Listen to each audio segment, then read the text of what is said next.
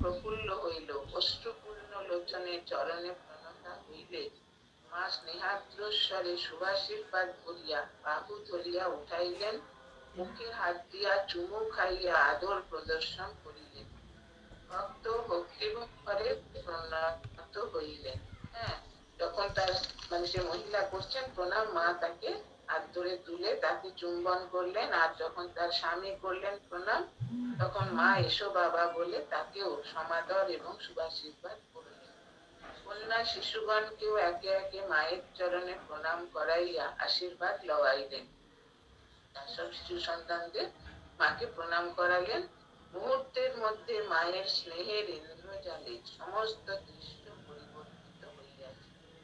মহারাজ এখানে কিরকম বর্ণনা করছেন যে মার স্নেহটা যেন ইন্দ্রজালের মতো। ইন্দ্রজাল তো সে ম্যাজিকে দেখায় যে যা মুখে বলবে তাই হবে, তারপর সমস্ত পাল্টে যাবে দৃশ্যপট।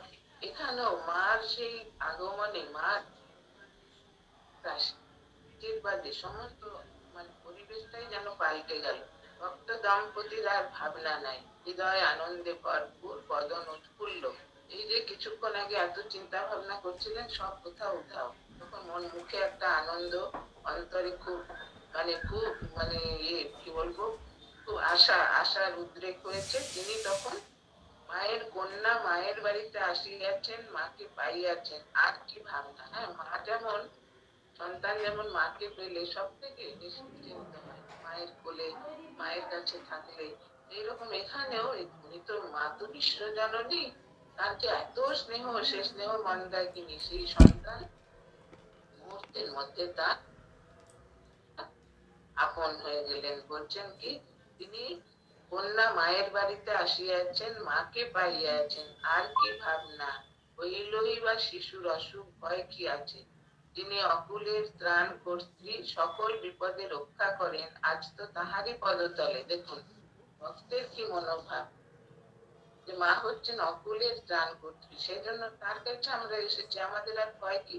হচ্ছেন মা নিজের ঘরের বারান্দায় দরজার এক পাশে মাদুর বিছাইয়া দিলেন। দেখেছেন তো মার নতুন বাড়িটা কতটুকু, একটা ছোট্ট ঘর এদিকে, আর তার সেই বারান্দাতে তিনি মাদুর বিছিয়ে দিলেন শিশুকে শোয়াইবার জন্য। তাহাদের বসিবার জন্য, বিশ্রাম করিবার সব ব্যবস্থা মুহূর্ত মধ্যেই হইয়া গিয়াছে। শুধু তাহাই নহে, শিশুর দুধ এমনকি ঔষধ পর্যন্ত।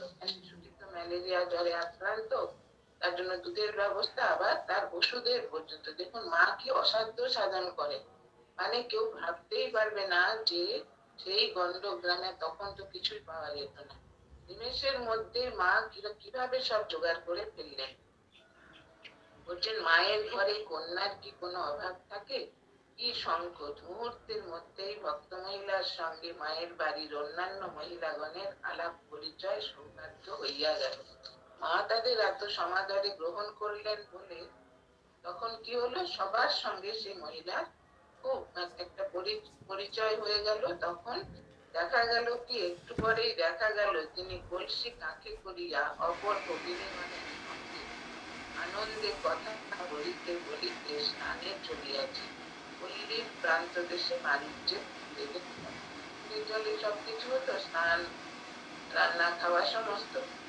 দেখা গেল মেয়েরা সব স্নান করতে যাবে বাণিজ্য পুকুরে, এই মহিলাকে নিয়েছে, তিনিও একটা মানে তার কাছে একটা কলসি নিয়ে অন্য অন্য মহিলাদের মতো তিনিও তাদের সঙ্গে গল্প করতে করতে যাচ্ছেন। ভক্তটিও বাইরের ঘরে স্থান লইয়াছেন, তাহারও মজলিস জমিয়া গিয়াছে ছেলেদের সঙ্গে। কিছুক্ষণ পরে তাহাদের সঙ্গে তিনিও স্নান করিয়া আসিলেন। ঠাকুরের পূজার পর মা দম্পতিকে কৃপা করিলেন। দেখুন এত যে কষ্ট করে তারা এসছে, মা একেবারে মুহূর্তের মধ্যে তাদের আপন করে নিলেন, তাদের সমস্ত কিছু প্রয়োজন মেটালেন, তারপরে তিনি তাদের কৃপা করে দীক্ষাও দিলেন। তাহলে দেখুন মা কত কৃপাময়ী। বলছেন কি, যে দীক্ষা গ্রহণ করিয়া তাহাদের বহুকালের মনোবিলাস প্রাণের আকাঙ্ক্ষা পূর্ণ হইল, মানব জন্ম সার্থক আজ। মা ছেলেদিগকে বারান্দায় বসাইয়া সহস্তে পূজার প্রসাদ ফল মিষ্টি মুড়ি জলখাবার খাওয়াইলেন। তারপর কন্যাগণ সহ নিজেও কিঞ্চিৎ জলযোগ করিলেন। তারপর তিনি পূজা করে তাদের দীক্ষা তো দিয়েছেন, দিয়ে তাদের ঠাকুরের প্রসাদ ফল মিষ্টি মুড়ি সমস্ত খেতে দিয়ে তারপর তিনি নিজে একটু কিছু গ্রহণ করলেন। সেই দিন আরো ভক্ত উপস্থিত ছিলেন। ভক্তেরা জিনিসপত্র আনিয়াছেন, রান্নার পরিমাণ বেশি, আয়োজনও অধিক। রাঁধুনি মাসিকে জল খাবার অবসর দিতে মা বদ্ধ হয়ে হেসেলে যান। স্বয়ং কুন্তি ধরেন। মা পরে শয্যার ত্যাগাদি সারিয়া ঠাকুর তুলিয়া স্বয়ং পূর্ণ কাটিয়া দেন। ঠাকুরের পূজার আয়োজন ফলাদি থাকিলে খোসা ছাড়াইয়া কাটিয়া নৈবেদ্য তৈয়ার সহজেই করেন। পূজান্তে সকলকে প্রসাদ মাটিয়া দিয়া নিজে সামান্য কিছু মুখে দিয়া রান্নার তদারক করিয়া পান সাজিতে বসে।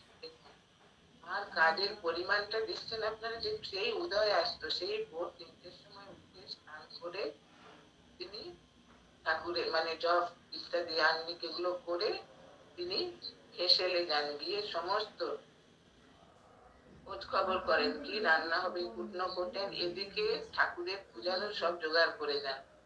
ফল সমস্ত কেটে দেন, ফলমূল কেটে নৈবেদ্য তৈরি করে দিয়ে নিজে পূজা করে তারপর সবাইকে প্রসাদ দেন। আর তারপরে নিজে কিছু সামান্য মুখে দিয়ে তিনি পান সাজতে বসেন। এই সকল কাজে প্রয়োজন মতো অপর মেয়েরাও সাহায্য করেন।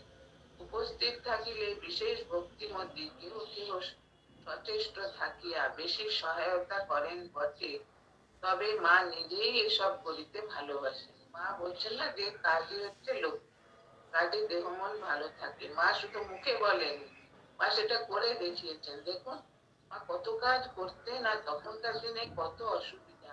মানে সে পল্লী গ্রামে জল নেই, আলো নেই, পুকুরের জল সম্বল আর লণ্ঠনের মানে হ্যারিকেনের আলো, তার মধ্যে মা যে কি করেছেন সেটা মানে আমরা ভাবলে অবাক হয়ে যাই।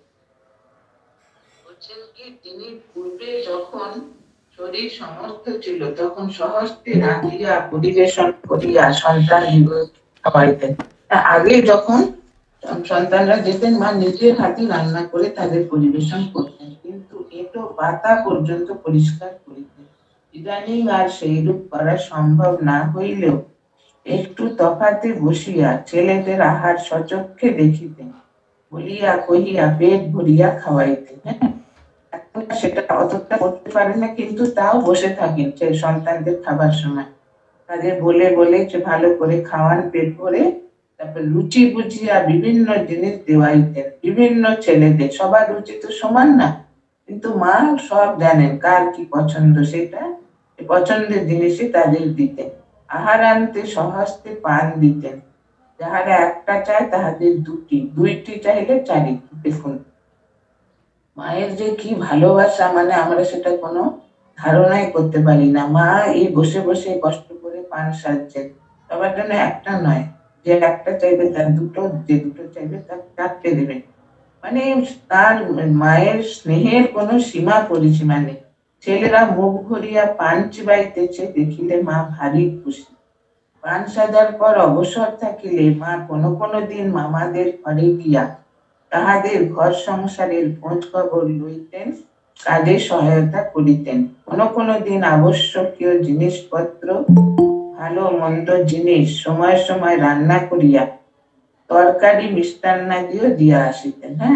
বলছেন যে পান সাজার পরে একটু যদি সময় থাকতো মা তখন তার ভাইদের ঘরে যেতেন, ভাইদের ঘরে গিয়ে খোঁজ নিতেন এসব রান্না বান্না হয়েছে কিনা, আর নিজে কিছু ভালো মন্দ রান্না মানে যদি হতো তার সংসারে সেটাও তিনি দিয়ে আসতেন। রান্না হইলে সকল জিনিস রান্না করে সাজাইয়া রাখা হয়। মা স্বয়ং ঠাকুরকে নিবেদন করেন। মা নিজে নিবেদন করতেন। সে বলতেন মার নিবেদন একটা দেখবার মতো জিনিস ছিল। মা বলতেন এসো, ঠাকুরকে ঠাকুর ঘরে গিয়ে বলতেন এসো খাও, এখানে তোমার জন্য মানে যা তোমাকে দেওয়া হচ্ছে সেটা খাও, যেন ঠাকুর সাক্ষাৎ। বলছেন কি ছেলেদের খাওয়ার পর মেয়েদের সঙ্গে নিজে বসিয়া খাওয়াইয়া মার অবসর। ছেলেদের খাওয়া হতো, মা বসে বসে সব তদারকি করতেন, তাদের সব দিতেন। তারপরে মেয়েদের সঙ্গে বসে তিনি মেয়েদের সঙ্গে নিজে বসিয়া খাওয়াইয়া মার অবসর। আর কোনোদিন দৈবাত কেহ পরে খাইলে মা মুখে গুড় দিতে দিতে বারান্দায় বসিয়া পা মেলিয়া তাহার সঙ্গে কথাবার্তা বলিয়া আদর করিয়া খাওয়ান, তৎপরে শুইয়া অপরাহ্নে বিশ্রাম। কতটুকু সময় মা বিশ্রামের জন্য পেতেন দেখুন। হ্যাঁ, যদি কেউ পরে খেত, মাসে পা মেলে বসে মা মুখে গুল দিতেন, দোক্তা পাতা দিয়ে একটা গুল তৈরি করা হয়, তার সেটাকে পুড়িয়ে সেটা মুখে দিয়ে সেটা তার সঙ্গে কথা বলতেন, তারপরে বলতেন শুইয়া অপরাহ্নে বিশ্রাম। আজ মেয়েরা বিশেষ সহায়তা করিলেও রান্না ভোগ নিবেদন করিতে প্রসাদ পাইতে দেরি হইয়া গেল। ভক্ত দম্পতি স্বগ্রামে বর্ধমানে চলিয়া যাইবেন, তারা বর্ধমান থেকে এসেছেন তো সেখানে চলে যাবেন, অনেক দূর, সেই রাত্রিও তাহাদের গাড়িতে চলিতে হইবে। আগের দিন রাত্রে গাড়ি, সারা রাত গাড়িতে করে এসেছেন, গাড়ি মানে গরুর গাড়ি, আবার সেই দিনই যেতে হবে। আহারের পরে তাহারা মায়ের পদতলে প্রণাম অনন্তর স্নেহাশীর্বাদ লইয়া অশ্রুপূর্ণ নয়নে যাত্রা করিলেন। সেই জন্য দেরি হবে তো, সারা রাত এখন গরুর গাড়িতে, সেই জন্য তারা খাওয়ার পরে আর দেরি করলেন না, তারা মাকে প্রণাম করে চোখে জল মানে অশ্রুপূর্ণ নয়নে তারা বিদায় দিলেন। মাও পেছনে পেছনে আসিয়া কন্যাকে নিতান্ত অনিচ্ছা সত্ত্বেও বিদায় দিয়া সদর দরজায় দাঁড়াইয়া অশ্রুপূর্ণ লোচনে পথের দিকে চাহিয়া রহিলেন, যতক্ষণ তাহাদের দেখা গেল। এই যে মাতৃ স্নেহ কেমন মানে অপূর্ব দেখুন, একটু বর্ণনা করা যায় না, এটা মানে অনুভবের জিনিস। মা সেই দরজার কাছে দাঁড়িয়ে আছেন, যতক্ষণ তাদের দেখা যায়, চোখ থেকে মার জল পড়ছে। তাহারা দৃষ্টির বাহিরে চলিয়া যাইবার পর দীর্ঘ নিঃশ্বাস ফেলিয়া ফিরিয়া আসিয়া নলিনী দিদির ঘরের বারান্দায় উত্তরাশ্র হইয়া পা মেলিয়া কোলের উপর হস্তদ্বয় রাখিয়া অত্যন্ত বিমর্ষ ভাবে মাটিতেই বসিয়া পড়িলেন। মানে মার মন এত খারাপ হয়ে গেছে যে তারা চলে যেতে, মা তখন নলিনী দিদি ঘরের সামনে এসে মাটিতেই বসে পড়লেন, কোলের উপর হাত রেখে, খুব বিষণ্ণ মনে। সারাদিনের পরিশ্রমে ক্লান্ত থাকিলেও পরে বিছানায় বিশ্রাম করিতে গেলেন না, মানে এত মন খারাপ হয়ে গেছে মা, সেই জন্য ঘরে গেলেনই না। সেই নলিনীদির ঘরের বারান্দায় বসে তিনি বিষণ্ণ মনে সেখানে বসে পড়লেন। স্থির দৃষ্টিতে বসিয়া আছেন দেখিয়া মনে হইল বিদায়ী বিদেশগামী সন্তানগণের কথাই ভাবিতেছেন। কিছুক্ষণ পরে জনৈক মহিলা দেখিতে পাইলেন ভক্তের স্ত্রী তাহার গামছাখানি ফেলিয়া গিয়াছেন। তিনি উহা মায়ের নিকটে লইয়া আসিলে মা অত্যন্ত দুঃখিত হইয়া খেদ করিতে লাগিলেন দেখিয়া জনৈক সন্তান, মানে স্বামী শারদেশানন্দজি আছে ফুটনোটে, মা খুব তখন মনে দুঃখ করছেন যে গামছা ফেলে গেল, ওদের অসুবিধা হবে। তখন শারদেশানন্দজি সেটা উহা হাতে লইয়া ছুটিয়া চলিলেন, তাহাদের দিয়া আসিতে। দেখুন তারা কত দূর চলে গেছেন, কিন্তু শারদেশানন্দজি তখন গামছা নিয়ে ছুটলেন। তাহারা তখনও বেশি দূরে যান নাই, গ্রামের প্রান্তে বালুজ্জে পুকুর পার হইয়া মাঠের পথ ধরিয়াছেন মাত্র। তাহারা গামছা দেখিয়া লজ্জিত হইলেন এবং সন্তানের নিকট কৃতজ্ঞতা প্রকাশ পূর্বক গামছা লইয়া সহর্ষে আবার চলিতে আরম্ভ করিলেন। সন্তান ফিরিয়া সংবাদ দিলে মায়ের মন প্রসন্ন হইল। তিনি যেই দেখলেন যে তারা একজন এসে বলছেন মহিলা যে তারা গামছা ফেলে গেছে, স্নান করতে গেলেন তো মহিলাদের সঙ্গে, সেখানে গামছা মানে এত তাড়াহুড়ো করে গেছেন, খাওয়ার পরে চলে গেছেন, গামছা ফেলে দিয়ে গেছেন। তখন মা খুব আক্ষেপ করছেন যে কি হবে, তাদের অসুবিধা হবে, গামছা ফেলে গেল। তখন এটা শুনে শারদেশানন্দ সেই গামছাটা নিয়ে মানে দৌড়ে গিয়ে তাদের সেই গরুর গাড়িকে ধরে তাদের কাছে গামছাটা দিয়ে গেলেন। তারা খুব লজ্জিত হয়ে সেটা নিলেন, আবার তারা যাত্রা করিলেন। মা তখনও সেইখানে বসিয়া আছেন, শোকাচ্ছন্ন হৃদয়ে স্বগত দু একটি উক্তি করিয়া হৃদয়ের তাপ কমাইতেছেন। সন্তানটি বাহিরের ঘরে বিশ্রাম করিতে যাইবেন। শারদেশানন্দজি গামছাটা দিয়ে এসে এবার ভাবছেন এবার বিশ্রাম করতে যাবেন। হঠাৎ শুনিলেন মায়ের শোকার্ত কণ্ঠে কান্নার উচ্চরব, আহা হা বাছা আমার, কালকে সে স্নান করে পড়তে পাবে না। যখনই শাড়ি খুঁজতে যাবে তখনই মনে হবে মায়ের বাড়ি ফেলে এসেছে। প্রথমে গামছাটা দিয়ে এলেন, মহারাজ গামছা ফেলে গেছিলেন, আবার দেখা গেল যে শাড়িও ফেলে গেছে। সেটা শাড়িটা দেখে মা বলছেন যে কালকে তো সে পরতে পারবে না। তখন যখনই মনে হবে যে মার বাড়ি ফেলে এসেছি, কত অসুবিধায় পড়বে, তখন সন্তান ব্যগ্র হইয়া ছুটিয়া মায়ের সম্মুখে গিয়া দাঁড়াইলেন। শারদেশানন্দ যে কথা শুনে মা মানে বিলাপ করছেন, এত দুঃখ করছেন, তখন মার কাছে গিয়ে দাঁড়ালেন। ভক্ত মহিলা স্নানান্তে আর্দ্র শাড়িখানি পুণ্য পুকুরের পাড়ে শুকাইতে দিয়াছিলেন, মনে নাই, যাইবার সময় ভুলিয়া ফেলিয়া গিয়াছেন। পুণ্য পুকুরের পাড়ে শুকাতে দিয়েছিলেন ভিজের শাড়িটা, যাবার সময় সেটা ফেলেই চলে গেছে। এতক্ষণ যে শোকোচ্ছ্বাস হৃদয়ে চাপিয়া রাখিয়াছিলেন, এখন তাহা ফুটিয়া বাহির হইল। মা এতক্ষণ খুব মানে দুঃখটাকে চেপে রেখেছিলেন, কিন্তু যে শাড়িটা দেখে তার মনের একেবারে সমস্ত দুঃখটা যেন প্রকাশিত হলো। খেদ করিতে লাগিলেন।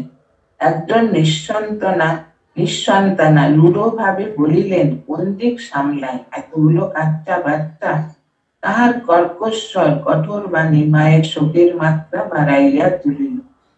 অশ্রু বর্ষণ করিতে করিতে ভগ্নস্বরে বলিতে লাগিলেন, ভুল তো হবারই কথা, মন কি ছেড়ে যেতে চায়? হ্যাঁ, একজন বলছে যে এত 3-4 বাচ্চা নিয়ে তো ভুলবেই তো, কি করে সে মনে রাখবে? তখন মা কিন্তু দেখুন, সেটা মার মনটা দেখুন, মার মনটা কিরকম স্নেহপ্রবণ। মা বলছেন যে ভুল তো হবে, কেন সে তো থাকতে পেল না, এক রাত থাকতে পেলে না, প্রাণ খুলে কথা বলতে পেলে না। এটা মা বলছেন যে এত সে তো যাওয়ার তার ইচ্ছাই ছিল না, এত তাড়াতাড়ি চলে যেতে হলো, সেজন্য ভুল হয়ে গেছে ইত্যাদি। সন্তানটি কাপড়ের দিকে চাহিতে নলিনীর দিকে মুরুব্বিয়ানার সুরে বলিলেন, এই একবার ছুটে এলো, আর যেতে হবে না, তারা এতক্ষণ অনেক দূর চলে গেছে।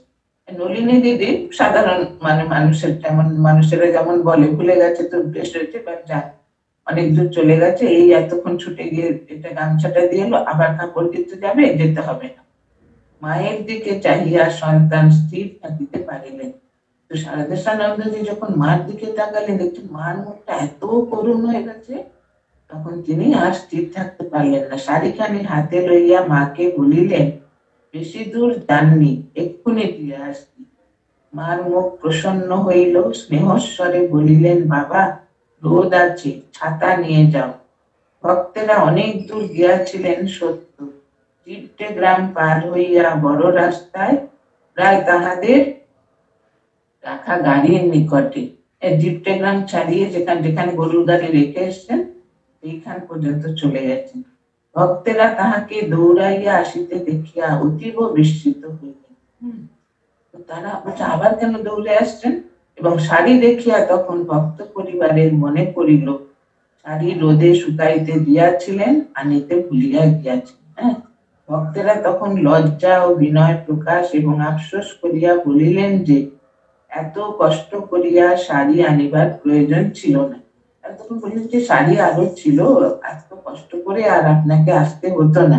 কিন্তু মার এত ব্যাকুলতা দেখুন, সন্তান যখন মায়ের দুঃখ ও উদ্বেগের কথা জানাইলেন, তখন প্রথমে তাহাদের মন বিস্মিত স্তম্ভিত হইল, অবাক হয়ে গেলেন। পরে মাতৃস্নেহী দেহ পুলকিত ও হৃদয় বিগলিত হইয়া গেল।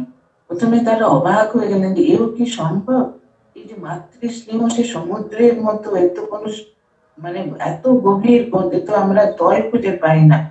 আর তখন কি হলো, আর দেহ, এই যে মায়ের স্নেহটা ভেবে তাদের দেহ পুলকিত, হৃদয় বিগলিত হয়ে গেলেন। তারা তখন মানে একেবারে অভিভূত হয়ে গেলেন যে এই যে মা সাক্ষাৎ জগৎ জননী, তার স্নেহ আমরা পেয়েছি। তার প্রমাণটা কিরকম, জয় মা, এ কি আর পাতানো মার সন্তানের প্রতি স্নেহ? হ্যাঁ, বলছেন এটা তো পাতানো মা না, সত্যিকারের মা। মা বলছেন না, গিরিশচন্দ্র মানে প্রশ্নের উত্তরে গিরিশচন্দ্র একবার বলেছেন, তুমি কিরকম মা? বলছেন, আমি পাতানো মা নই, আমি গুরুপত্নী নই, পাতানো মা নই, আমি সত্যিকারের মা। সেই সত্যিকারের মা যে, তার যে স্নেহের কি পরিধি, মানে অসীম সমুদ্র, সেটা ভক্তরা উপলব্ধি করলেন।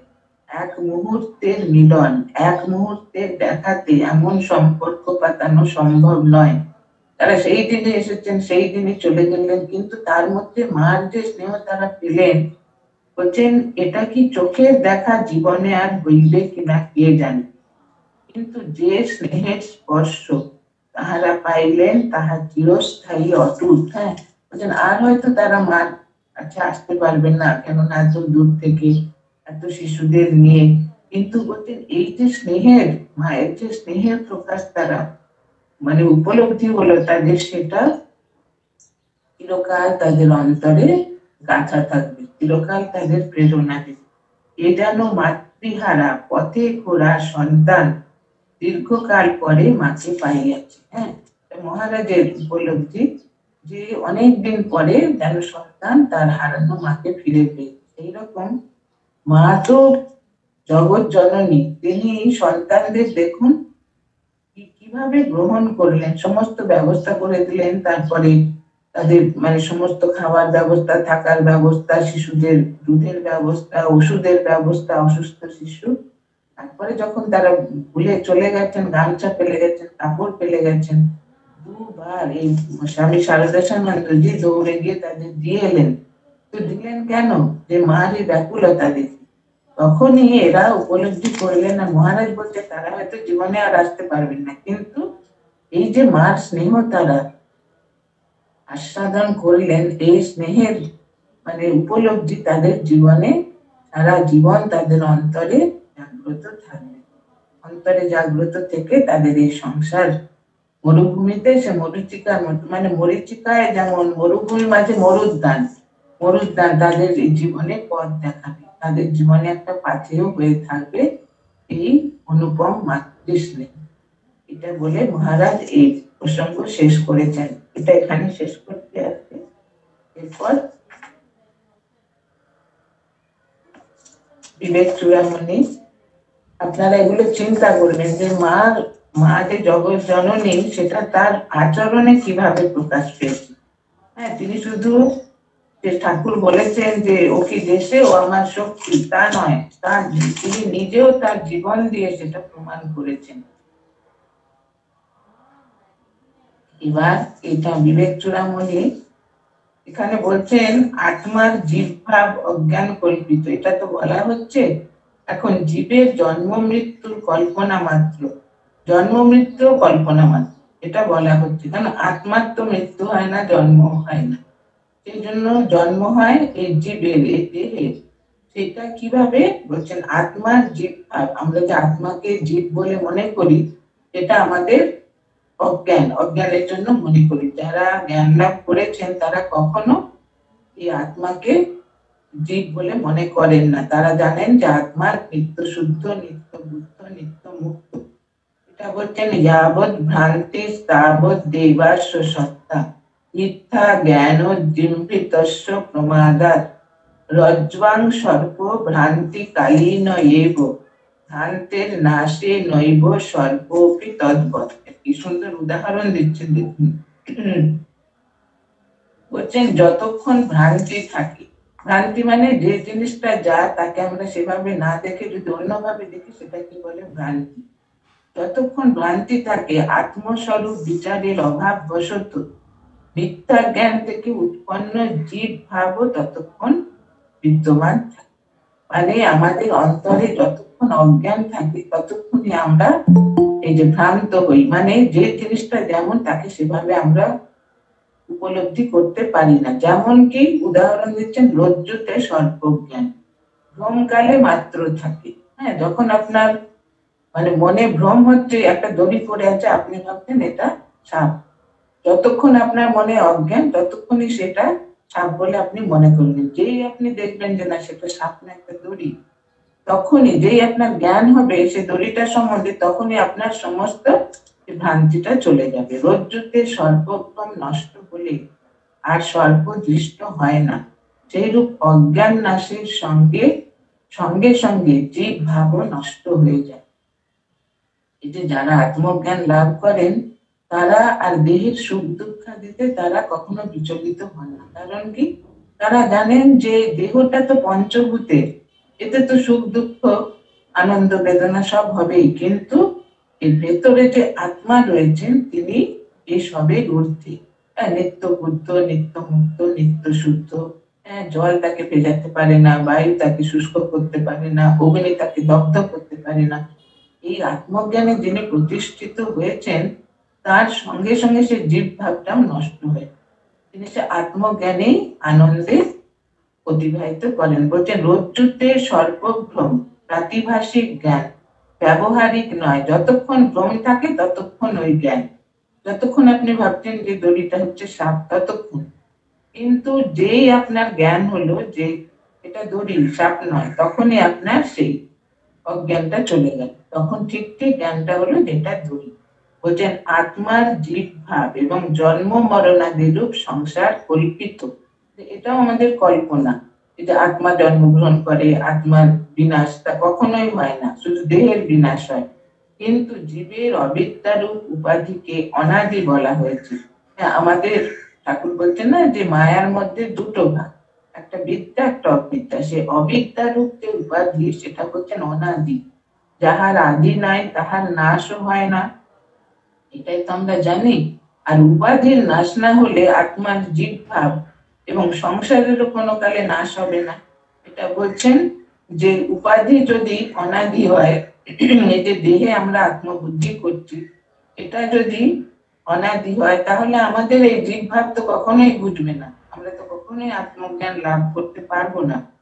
কিন্তু এই যে সংশয়, এটা পরবর্তী শ্লোকে কি বলছেন, অনাদিত্বম অবিদ্যায়া কার্যস্যাপি তথেষ্যতি উৎপন্নায়াং তু বিদ্যায়াম আবিদ্য কমনাদ্যপি প্রবোধে স্বপ্নবৎ সর্বং সহমূলং বিনশ্যতি অনাদ্য অনাদ্যপীদং নো নিত্যং প্রাগ ভাব ইব স্ফুটম। বলছেন কি যে অবিদ্যা এবং তার কার্য এই সংসার উভয় অনাদি বলে স্বীকৃত হয়ে থাকে, কিন্তু বিদ্যা মানে আত্মজ্ঞান যখন হবে, অবিদ্যার কার্য অন্তঃকরণ জগৎ অনাদি হওয়া সত্ত্বেও তাদের মূল অবিদ্যার সঙ্গে নষ্ট হয়ে যায়। বলছেন এই যে অবিদ্যা এটা অনাদি, কিন্তু যে আত্মজ্ঞান লাভ করবে তাদের অবিদ্যা তখন নষ্ট হয়ে যাবে। জাগরণের পর স্বপ্ন সমূহ যেভাবে নাশ পায় সেইভাবে নষ্ট হয়। যখন আমরা স্বপ্ন দেখি মনে হয় সত্যিকারে, কোনো পাহাড় থেকে কেউ পড়ে গেল, একদম শরীর নড়ে গেল, মনে হচ্ছে সত্যি পড়ে গেল, সামনে একটা বাঘ এসেছে, মনটা ভয়ে একদম বিচলিত হয়ে গেল। কিন্তু স্বপ্ন যে ভেঙে গেল তখন আমাদের মনে হয় যে দূর সে স্বপ্ন দেখছিলাম। সেই রকম এখানে বলছে যতক্ষণ আমাদের অবিদ্যা থাকে আমরা সেই জীব ভাবটাকে সত্য বলে মনে করি, কিন্তু যেই অবিদ্যার নাশ হয়ে যায় তখন আমাদের সেই আত্মজ্ঞান যখন হয় তখন আমরা এই জগতের এই মায়া প্রপঞ্চের খেলা দেখে আমরা খুব মানে আমরা নিজেকেই তখন এই করি যে আমি এত ভুল করছিলাম, এই ভ্রান্তি হয়েছিল আমার। অবিদ্যা হইতে উৎপন্ন এই জগৎ অনাদি হলেও প্রাগভাবের ন্যায় নাশশীল, নিত্য নয়, এটা স্পষ্ট উপলব্ধি হয়। বলছেন এই জগৎটা আমাদের মানে কল্পনা প্রসূত, এটা অবিদ্যা থেকে উৎপন্ন, কিন্তু যখনই আমরা জ্ঞান লাভ করবো সে বিদ্যা, তখনই কি হবে, আমাদের এই জগতের ভ্রমটা চলে যাবে। সেই জন্য তখন এই যে আমাদের বলে না, এতে উপনিষদে বলা হয়েছে ব্রহ্ম সত্য জগৎ মিথ্যা, ব্রহ্মইব না করো। এই যে বলছেন জগৎ মিথ্যা সত্যিকারের, কিন্তু আমরা অজ্ঞান বশত সেটা উপলব্ধি করতে পারি না, সেই জন্য আমাদের মনে হয় জগৎটা সত্য। ঠাকুর বলেছেন না রামলালকে, ওরে রামলাল জগৎটা যদি সত্য হতো তোদের কামাল কুকুরকে সোনা দিয়ে মুড়ে দিতাম। তার সে ক্ষমতা ছিল, তিনি তো স্বয়ং ভগবান, কিন্তু বলছেন আমি জানি জগৎ তিনকালে সত্য নয়। ঠাকুর সাক্ষাৎ সে আত্মজ্ঞানে প্রতিষ্ঠিত ছিলেন, তো তাই এই কথা বলেছিলেন। বলছেন প্রাক অভাব, কোন বস্তু কোন সময় উৎপন্ন হয়েছে বললেও ইহাও বোঝায় যে সেই বস্তু সেই সময়ের পূর্বে বর্তমান ছিল না, তখন তাহার অভাব ছিল। এই অভাব হচ্ছে অনাদি, কিন্তু সেই বস্তুর উৎপত্তির সঙ্গে উহার সেই প্রাগভাবটিও নষ্ট হয়ে যায়। এই প্রকার অবিদ্যা অনাদি হলেও জ্ঞানোৎপত্তির সঙ্গে সঙ্গে উহার নাশ হয়। এই যে আগে একটা প্রশ্ন করলেন না যে অবিদ্যা যদি অনাদি হয় কি করে সেটা নাশ হবে, আর অবিদ্যার নাশ না হলে তো আমরা আত্মজ্ঞান লাভ করতে পারবো না। তাই এখানে শঙ্করাচার্য বলছেন যে কোনো একটা জিনিস প্রথমে ছিল না, পরে সেটা উৎপন্ন যে হয় তখন তার প্রাগ ভাবটা কি বলা হয়, যে সেটা পূর্বে তার অভাব ছিল, এখন সেটা উৎপত্তি হয়েছে। তাই বলছেন যখন মানুষ জ্ঞান লাভ করে তখন সেই আগের যে প্রাগ ভাব মানে জীব জীব ভাবটা সেটা নষ্ট হয়ে যায়। এই প্রকার অবিদ্যা অনাদি হলেও জ্ঞানোৎপত্তির সঙ্গে সঙ্গে এর নাশ হয়, অবিদ্যার নাশ হয়। তাই বলা হলো অবিদ্যা প্রাগ ভাবের ন্যায় অনিত্য। যখনই আপনি জ্ঞান লাভ করবেন তখনই আপনার অবিদ্যার বিনাশ হবে।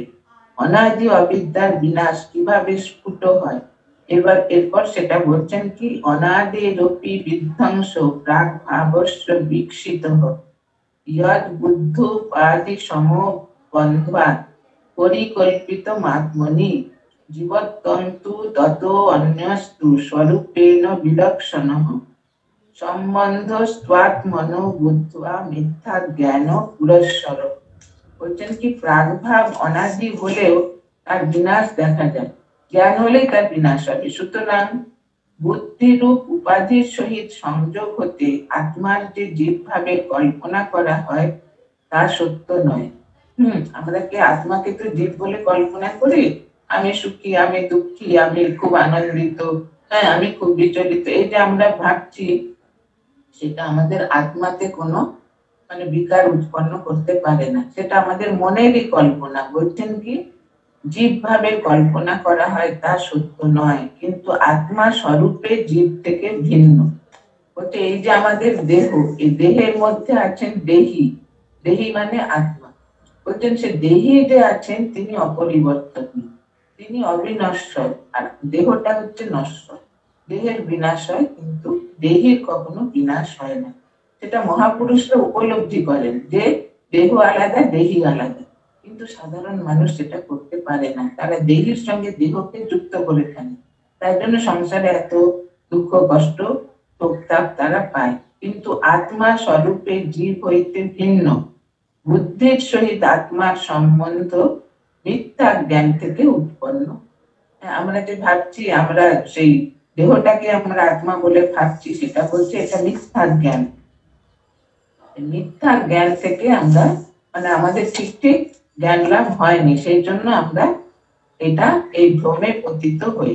এরপর বলছেন বিনিবৃত্তির ভবে তস্য সম্যক জ্ঞানেন নান্যথা ব্রহ্মাত্মৈকত্ব বিজ্ঞানং সম্যক জ্ঞানং শ্রুতের মতম। বলছেন যথার্থ জ্ঞানের দ্বারা জীবের অবিদ্যা রূপ উপাধির বিনাশ হয়, অন্য কোনো উপায়ে ইহার নাশ হয় না।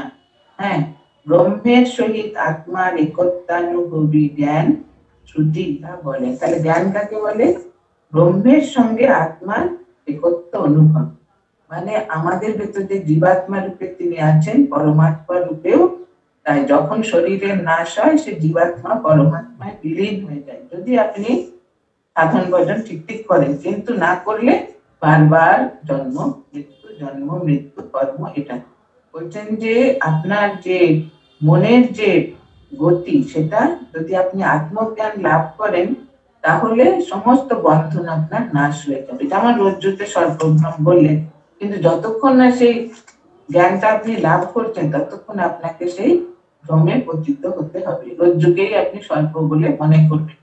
এখানে বলছেন যথার্থ জ্ঞানের দ্বারা জীবের এই অবিদ্যার উপাধির নাশ হয়। আমাদের মধ্যে যে অবিদ্যা রয়েছে সেটা যথার্থ জ্ঞান যদি আমরা লাভ করি, যথার্থ জ্ঞান মানে এই যে আত্মজ্ঞান, বলছেন তাহলে এটা নাশ হবে, তাছাড়া কোনো উপায়ে সেটা নাশ হয় না। ব্রহ্মের সহিত আত্মার একত্বানুভবী জ্ঞান শ্রুতি।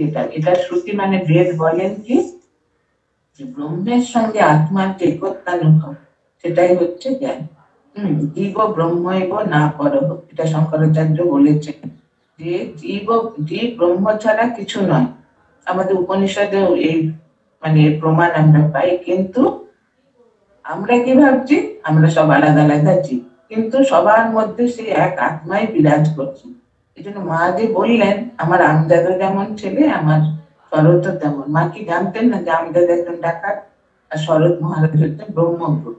মা খুব ভালো করে জানতেন, কিন্তু মা বলেছেন কোন দৃষ্টিতে, সে আত্মদৃষ্টিতে, যে বাইরে একজন ব্রহ্মজ্ঞ, কিন্তু অন্তরে কিন্তু সেই আত্মা চঞ্চল। সেটা মা সাক্ষাৎ ভগবতী কিনা মা সেটা উপলব্ধি করেছিলেন বললেই এমন সুন্দর মানে একটা কথা বললেন যে যেটা আমরা আমাদের মানে ধারণারও বাইরে। হ্যাঁ, কিন্তু মা সেই জ্ঞানে প্রতিষ্ঠিত ছিলেন, সে আত্মজ্ঞানী।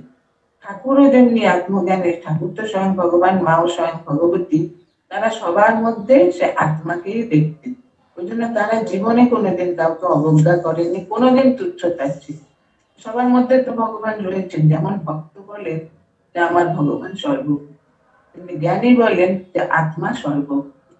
এইটা মানে দেখুন একই, মানে লক্ষ্য সবার একই। জ্ঞানীর লক্ষ্য হচ্ছে সেই আত্মজ্ঞান লাভ করা, ভক্তের লক্ষ্য হচ্ছে ভগবানকে লাভ করা, কিন্তু উপায়টা ভিন্ন। মানে তাই বলছেন কর্ম বা উপাসনাদির দ্বারা অবিদ্যার নাশ হয় না।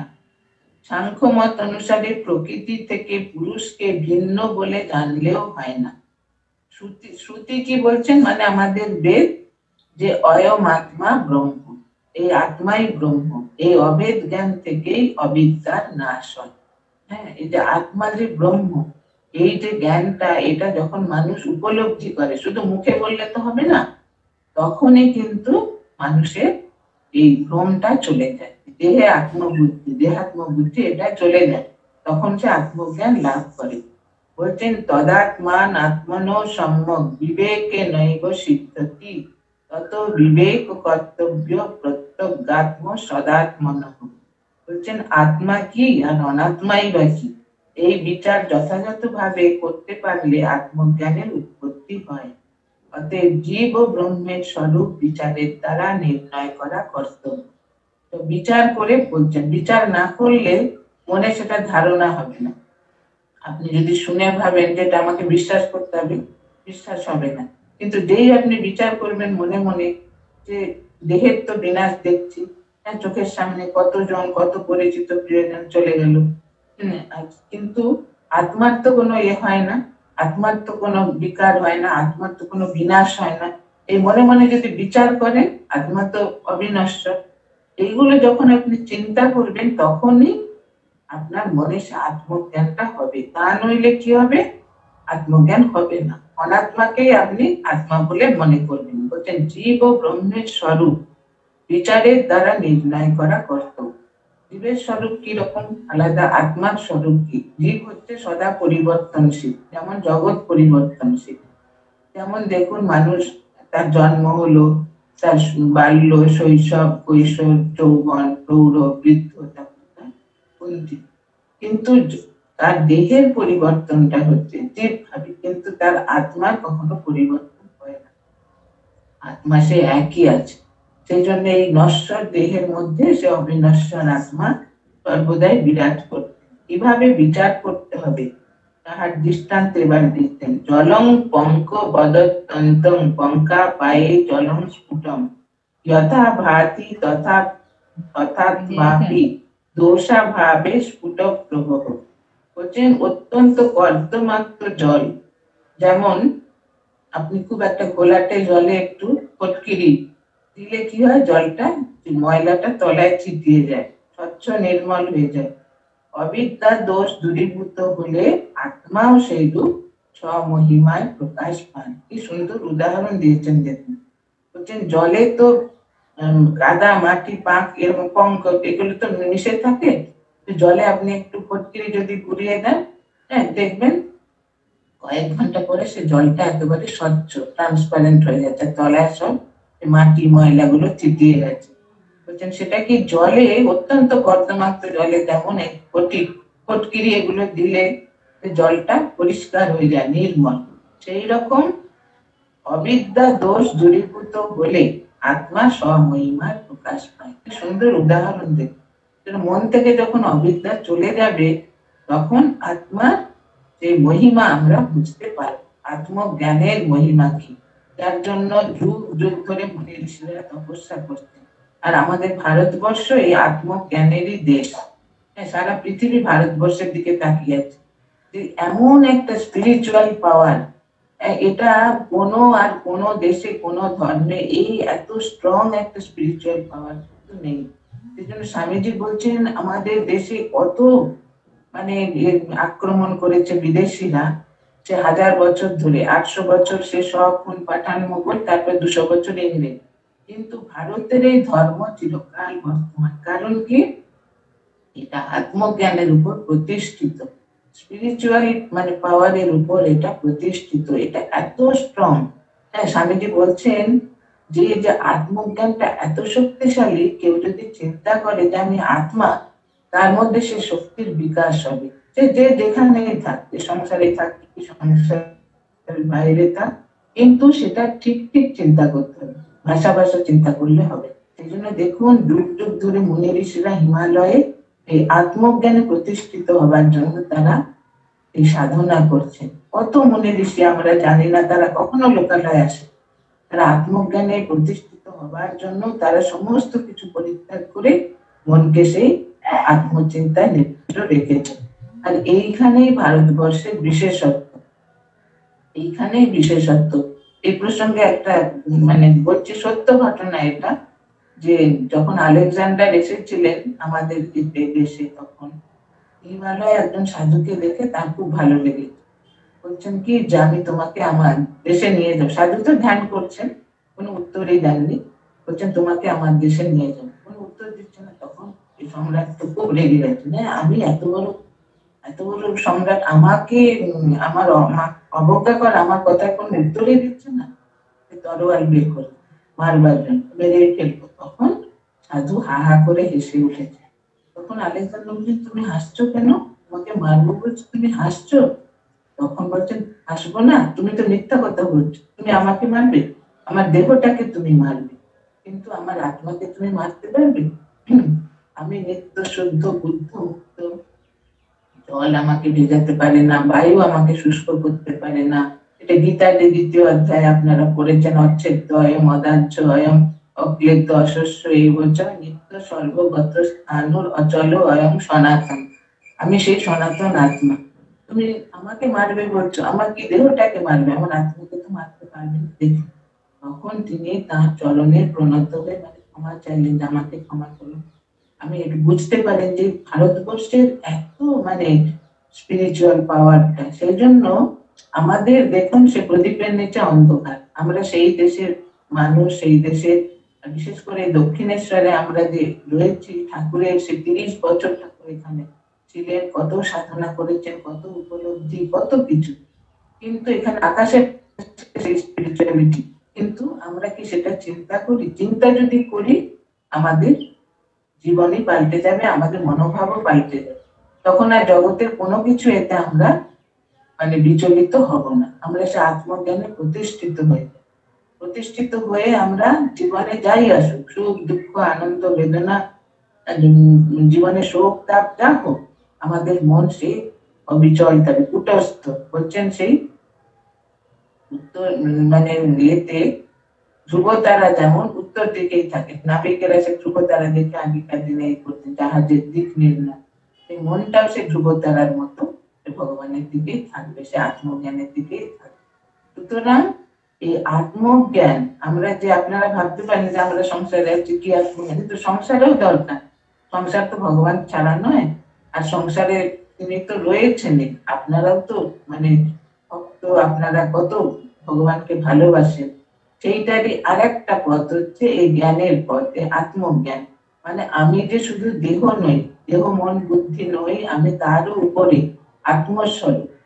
সেই জ্ঞানটা যদি মনের মধ্যে আপনার জাগ্রত হয়, তাহলে দেখবেন আপনার মনে আপনি অসম্ভব একটা শক্তি, সেটা আপনি ফিল করবেন। হ্যাঁ, এত আত্মশক্তির যে একটা শক্তিশালী একটা আত্মশক্তি, যে স্পিরিচুয়াল পাওয়ার, সেটা জগতের সমস্ত শক্তি সেটা শক্তিশালী। তখন আপনার জীবনটাই অন্যরকম হয়ে যাবে, আর জীবন যখনই অন্যরকম, মনোভাবটাও পুরো পাল্টে যাবে। তখন খুঁটিনাটি তুচ্ছ বিষয়ে আপনার মন যাবেই না, তখন উচ্চ ধারণায় আপনি, উচ্চ ভাবে আপনি ভাবিত থাকবেন। তো আমাদের সকলের জন্য শঙ্করাচার্য এই বিবেক চূড়ামণি লিখেছেন, হ্যাঁ, তার চরণে শতকোটি প্রণাম। তার তিনি আমাদের আশীর্বাদ করুন, আমরা যেন এটা ধারণা করতে পারি, অন্তত মানে কিঞ্চিত পরিমাণে যেন এই আত্মজ্ঞানের ধারণা আমাদের অন্তরে জাগ্রত হয়। হ্যাঁ, তার চরণে প্রণাম জানিয়ে আমি শেষ করছি। আর এর পরের মাস থেকে ধরুন এই মার্চ মাস থেকে এই ক্লাসটা সপ্তাহে এই মাসে 2 দিন হবে, প্রথম বৃহস্পতিবার আর শেষ বৃহস্পতিবার। কেননা একটু আর 3টের সময় হবে এই ক্লাসটা, বৃহস্পতিবারের ক্লাসটা 3টের সময় হবে। সোমবারের যে ক্লাসটা, প্রথম সোমবার আর তৃতীয় সোমবার কথামৃত ক্লাস, ওইটাও 3টের সময়। এটা মানে বিশেষ কারণে এটা করা হচ্ছে, কারণ যিনি এই ক্লাসটা সব ঠিক করেন মানে অ্যারেঞ্জ করেন, তিনি তো স্কুলের হেডমিস্ট্রেস কুসুম ভট্টাচার্য। উনি এখন তো স্কুল খুলে গেছে, উনি সময় দিতে পারবেন না, অন্য সময় হলে ওনার অসুবিধা।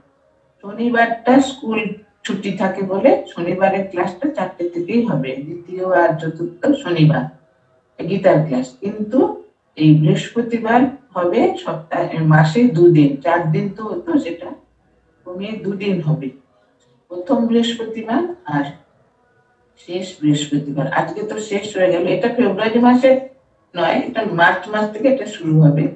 প্রথম বৃহস্পতিবার আর শেষ বৃহস্পতিবার হবে এই বিবেক চূড়ামণি আর মায়ের স্মৃতি কথা। আর প্রথম সোমবার আর তৃতীয় সোমবার হচ্ছে কথামৃত, সেটাও 3টে থেকে হবে। আর শনিবারের ক্লাসটা দ্বিতীয় আর চতুর্থ শনিবার গীতার ক্লাস, এটা 4টে থেকে হবে।